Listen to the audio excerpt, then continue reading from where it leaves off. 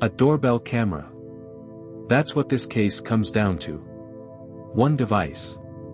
One timestamp. One masked figure standing at the front door of a 78-year-old woman, alone, at night, in a quiet Tucson neighborhood. And then nothing. Nancy Guthrie was gone. You've seen Savannah Guthrie. You know that desk. You know that voice. But the woman at the center of this case isn't Savannah. It's her mother. Nancy Guthrie. 78 years old. A pacemaker keeping her heart on schedule. Medication she cannot miss. Mobility so limited she cannot walk 50 yards unassisted. This is not a woman who disappears on her own. On January 31, 2025, Nancy left her Tucson home at 5:32 p.m. She was heading to her daughter Annie's house. Dinner. A game of mahjong. A quiet family evening.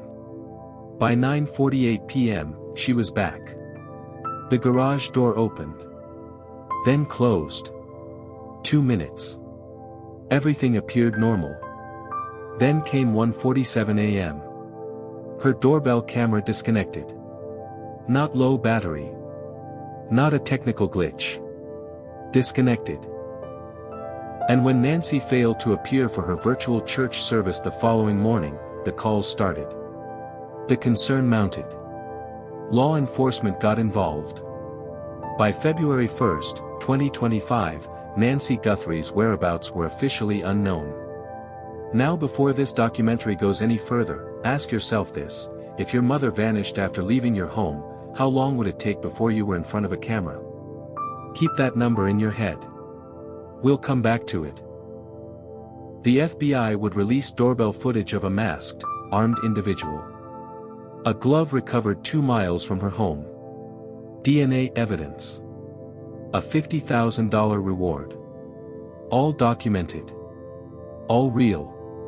But there is another thread in this case. One the public grabbed and refused to let go. One that involves a family member. One that involves silence, and what that silence might mean. We are not here to convict anyone. We are here to ask the questions the public was already asking. And the first question is simple. Where is Annie? Subscribe so you never miss a file. New cases drop every week. When a family member goes missing, the public watches everything. Every word. Every expression. Every decision about who steps forward and who stays back. In the days following Nancy Guthrie's disappearance, her children did what most families in crisis do: they went on camera. They made pleas. They spoke directly to whoever was holding their mother. And the world watched. February 4th. Just 4 days after Nancy vanished. Savannah Guthrie stood at the center of the frame, her siblings gathered around her. It was Savannah doing most of the talking, which made sense. She's the broadcaster. She knows cameras. She knows how to hold composure when everything inside her is breaking. And there, standing among her siblings, was Annie. White shirt. Large framed glasses. An expression that read as grief. She was present. She was visible. And at that point, nobody thought twice about it. Then February 5th arrived. Cameron Guthrie, retired U.S. Air National Guard pilot, posted his own solo video. He was visibly uncomfortable. You could see it. A man not built for cameras, holding a script, delivering a message that clearly cost him something to record. But he did it anyway. He showed up. He spoke on behalf of his family. A second plea directed at whoever was responsible for his mother's disappearance. February 7th brought a second joint video. All siblings together again. Hands held. Savannah at center. The tone had shifted, heavier, more somber. To many watching, it felt like a family that still had no confirmation their mother was alive. That marked 1 full week since Nancy's whereabouts became unknown. February 9th, Savannah alone again. Raw. Desperate. She called it herself, an hour of desperation. The following day she shared personal family photos and videos, making Nancy real for the millions of strangers now following this case. Then February 15th, Savannah. No makeup. No script. Just a woman at her absolute limit, speaking directly into a camera, asking Nancy's captors to do the right thing. 6 videos across 12 days. Multiple siblings. Multiple pleas. But you've probably already noticed what's missing. 6 videos. 12 days. Every sibling accounted for, except one. Now here is where this documentary shifts. Because everything up to this point has been about what the family did. This chapter is about what one family member didn't do. And before we go any further, let's be precise about something. What follows is public speculation. Commentary from journalists, online communities, and observers who were watching this case unfold in real time. Annie Guthrie and Tommaso Cioni have not been charged with any crime. Law enforcement has officially cleared the entire Guthrie family. What we are examining is the public reaction, and why it happened. With that on the record, let's talk about Annie.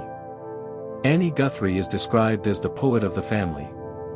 The wordsmith. The creative professional based in Tucson, Arizona, whose entire identity is built around language, writing it, teaching it, shaping it. She works with the University of Arizona Poetry Center. She has published her own poetry. If any member of this family had the tools to craft a plea that could reach the human side of whoever took Nancy, it was Annie. And yet, silence. Cameron Guthrie is a retired military pilot. Speaking on camera is not his world. He had a script in front of him, his discomfort visible to anyone watching. But he showed up. He recorded the video. He made the plea. A man who had every reason to stay quiet chose to speak anyway. Annie, the poet, the educator, the woman with the right words, chose silence. No solo video. No statement. No public-facing words of any kind after that first group appearance on February 4th. And the public noticed. Online forums lit up. Comment sections filled. Journalists started asking the same question ordinary viewers were asking from their living rooms. Where is Annie Guthrie? Now you might say, maybe she's grieving privately. Maybe the cameras aren't her comfort zone the way they are Savannah's. Both fair points. Both possible. But here's what made the public's suspicion shift from curiosity into something harder to dismiss. It wasn't just Annie who went quiet. It was her husband too. Let's talk about Tommaso Cioni. Because while the public was asking where Annie was, investigators were asking a different question entirely. A more specific one. A more forensic one. One that placed Tommaso Cioni at the center of the most critical window in this entire case. He was the last known person to see Nancy Guthrie. That fact alone, in any missing persons investigation, makes you the first person law enforcement wants to sit across from. Not because you're guilty. Not because you're a suspect. But because you are the closest human being to the gap in the verified timeline. You are the last data point before the record goes dark. And in this case, that gap begins the moment Tommaso dropped Nancy home on the night of January 31st. The drive itself was 4 miles. 4 miles between Annie and Tommaso's front door and Nancy's residence. Under normal circumstances, that's an unremarkable distance. A few traffic lights. Maybe 8 minutes. Completely ordinary. But in a missing persons case, 4 miles between the last known contact and the point of disappearance is not ordinary at all. It is a forensic corridor. Every minute of it matters. Now here is where the public's attention sharpened. Because the questions that any investigator would need answered about that evening remained publicly unresolved. What exactly happened during dinner? The family described a game of mahjong, but mahjong requires 4 players. Savannah wasn't there. Cameron wasn't there. So who was the fourth person at that table? What was served that evening? Was the couple's young son present in the home? These are not accusations. These are the basic logistical questions that build or collapse a timeline. And when the public started asking them out loud, they got no answers. Not from Annie. Not from Tommaso. Instead, what came next was a move that is completely legal, completely rational, and, depending on how you look at it, completely understandable. But it was also the move that turned public curiosity into something that looked a lot more like suspicion. They lawyered up. Let's be clear about something first.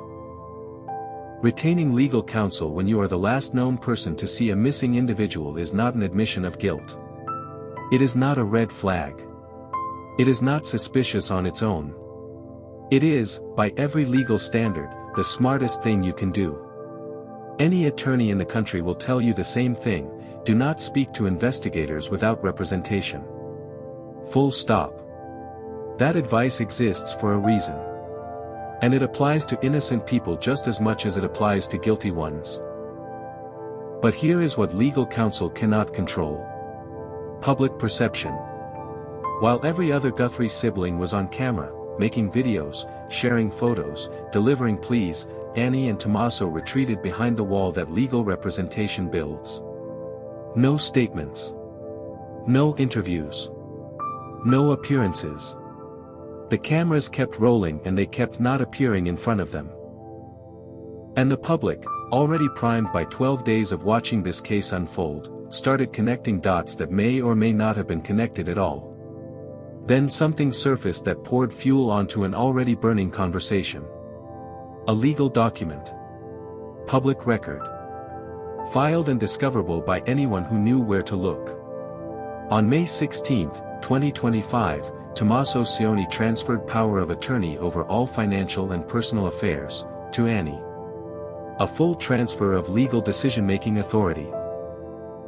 Now in isolation, a power of attorney document means very little.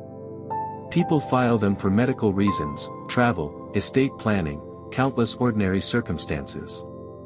But this document did not land in isolation. It landed in the middle of a missing persons investigation. It landed while the public was already scrutinizing this couple's every move. And it landed while Tommaso had said nothing publicly about the night Nancy disappeared. Online, the reaction was immediate.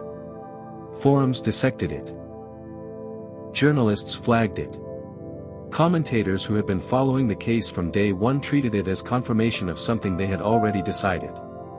Named journalists weighed in too. News Nation's Ashley Banfield stated on her podcast that Tommaso had been identified as a prime suspect, citing what she described as a law enforcement source. Megyn Kelly pointed to the repeated FBI visits to Annie and Tommaso's home as evidence that investigators were looking hard at this couple specifically. Law enforcement pushed back. The family was officially cleared. But by then, the public had already made up its mind. And the silence, that sustained, deliberate, legally protected silence, was the loudest thing in the room. To understand why the public latched onto Annie Guthrie the way it did, you first have to understand who Annie Guthrie actually is. Because she is not Savannah. She has never been Savannah. And that contrast, between the sister the world knows and the sister the world doesn't, is exactly what made her silence feel so loud. Annie Guthrie is listed professionally as a creative professional based in Tucson, Arizona. And right there, before we go any further, that description deserves a moment of honest examination. Creative professional is one of those umbrella terms that can mean everything and nothing simultaneously. Under it sits writer, poet, and educator. 3 descriptors. All legitimate. All extremely vague. Now that's not a criticism, some people are genuinely private about what they do and how they do it. But when the public is trying to build a picture of someone at the center of a national conversation, vague doesn't satisfy. What we do know is more specific. Annie works, or has worked, with the University of Arizona Poetry Center, a nonprofit organization. And because it is a nonprofit, certain financial filings are available in the public domain. Those filings show her income ranging from $0 to $28,000 in a given year. A significant gap. An unpredictable one. The kind of income that fluctuates with grant cycles, project availability, and institutional budgets rather than anything resembling a reliable monthly figure. She also makes handcrafted, custom commission-based jewelry. Again, legitimate work. But commission-based income by its very nature is irregular. Some months it flows. Some months it doesn't. And she has published her own poetry. A book available on Amazon that, at the time of this documentary, carried 2 reviews. None of this makes Annie Guthrie a bad person. None of it makes her guilty of anything. What it does is establish a financial profile, an income picture that becomes critically important when you place it next to a decision she and her husband made in 2025. A decision that the public could not reconcile with the numbers. A $675,000 house. Now let's talk about Tommaso. Because if Annie's financial picture is irregular and hard to pin down, Tommaso's is the opposite. It is clean. It is documented. And it is the kind of number that makes the purchase we are about to discuss even harder to explain. Tommaso Cioni is a 6th grade science and AP biology teacher. That's his profession. That's his primary income. And unlike Annie's creative professional umbrella, teaching comes with salary data that is publicly available and straightforward to verify. For his position and location in the Tucson area, the median salary sits between $50,000 and $65,000 annually. We are going to be generous here, as generous as the numbers allow. We are going to place Tommaso at the top of that range and give him $70,000 a year. A clean, round number that accounts for experience, tenure, and the benefit of the doubt. He is also, or was, a member of a band. A fact that surfaced publicly and briefly captured attention online. But a closer look at the band's digital footprint tells a straightforward story. Their last recorded activity on social media dates back to approximately 2017. No recent tour dates. No new recordings publicly listed. For all practical purposes, the band appears to have transitioned from a working musical project into something closer to a hobby. And hobbies, especially ones involving instruments and equipment, tend to cost money rather than generate it. So Tommaso's income picture is this: a teacher's salary, generously placed at $70,000. Nothing beyond it that can be verified as a meaningful revenue stream. Now add Annie. And because we have committed to being generous throughout this entire financial examination, we are going to double Tommaso's number and assign Annie the same. $70,000. That gives this household a combined annual income of $140,000. Round it up to $150,000 to make the math clean and account for any income we may have missed. $150,000 a year. That is the ceiling. Now look at what sits on the other side of it. In 2025, Annie Guthrie and Tommaso Cioni sold their previous home. A property they had lived in since 2016. It sold for $379,000. And with that sale, they moved into a new home. A larger one. A more expensive one. The home where Nancy Guthrie came for dinner on the night of January 31st. The home where the verified timeline of this case begins. That new home carries a market value of $675,000. Now let's run the numbers. Not emotionally. Not speculatively. Just mathematically. A household earning $150,000 a year sounds comfortable on paper. And in many parts of this country, it is. But comfort is relative, and it is always relative to what you owe. Before Annie and Tommaso spend a single dollar on groceries, utilities, or their young son's needs, the federal government takes its share. On a combined income of $150,000, the tax obligation lands at roughly $40,000. That brings the functional take-home to approximately $110,000 annually. That is the real number. That is what they actually have to work with. Now place that number against a $675,000 home purchase.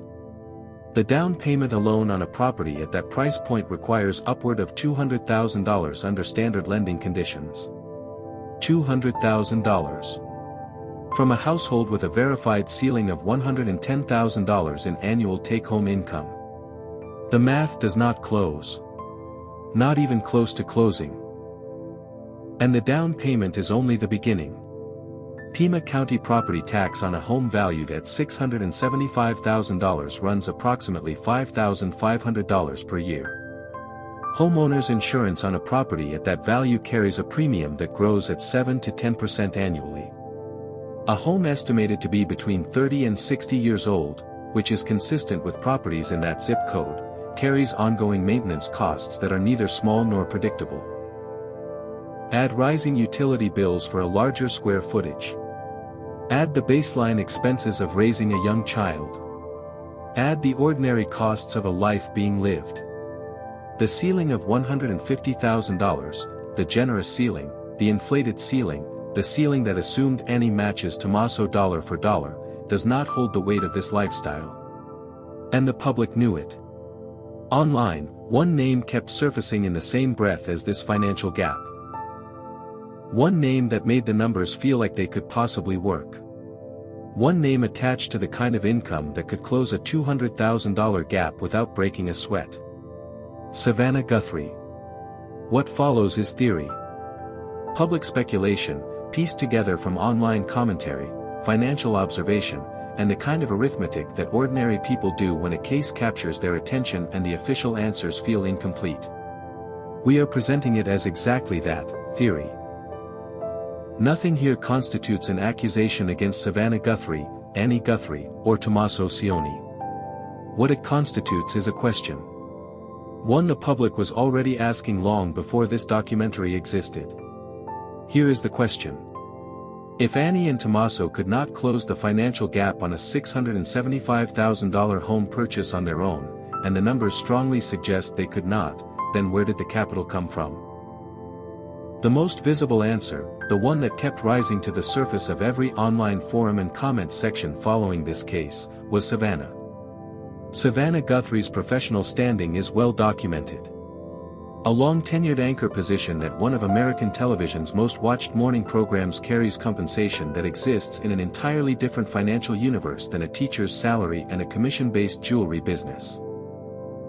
The kind of universe where a $200,000 contribution to a sibling's down payment is painful perhaps, but possible. And the logic attached to this theory is not without internal consistency. Annie is Nancy's primary caretaker. The designated family member responsible for Nancy's day-to-day well-being. Moving Annie closer to Nancy, upgrading her living situation, stabilizing her household, serves a direct and practical family function. If Savannah wanted her mother well cared for, and Annie is the person doing that caring, then investing in Annie's stability is not generosity for generosity's sake.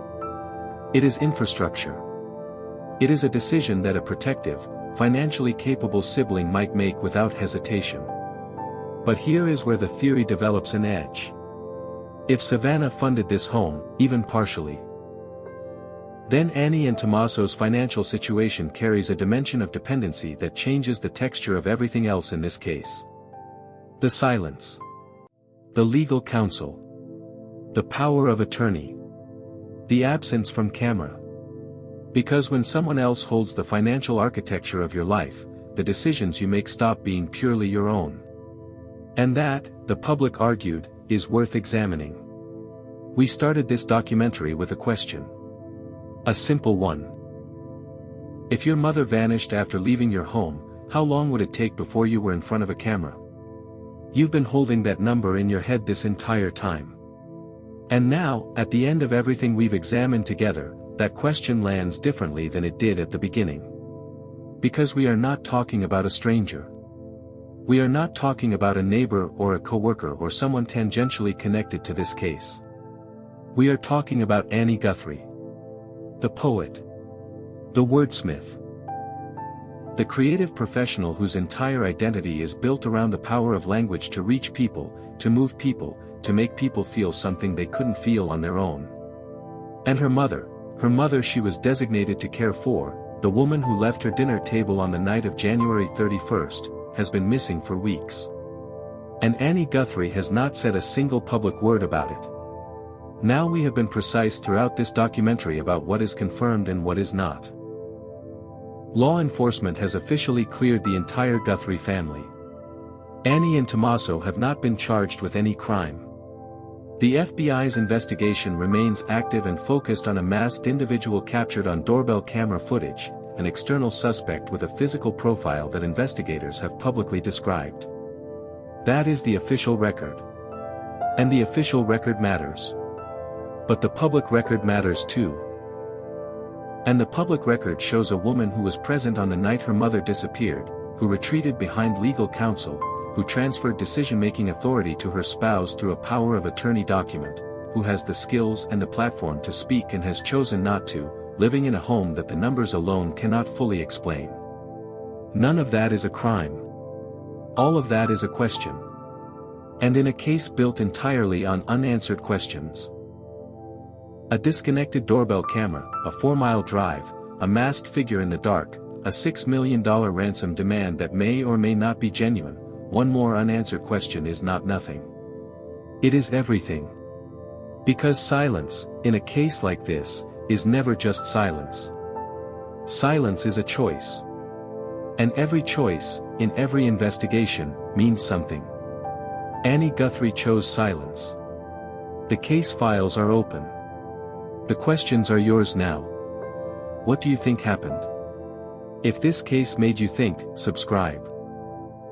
Share this with someone who needs to see it. New files drop every week. The Case Files Collective doesn't close a case until the truth has somewhere to go.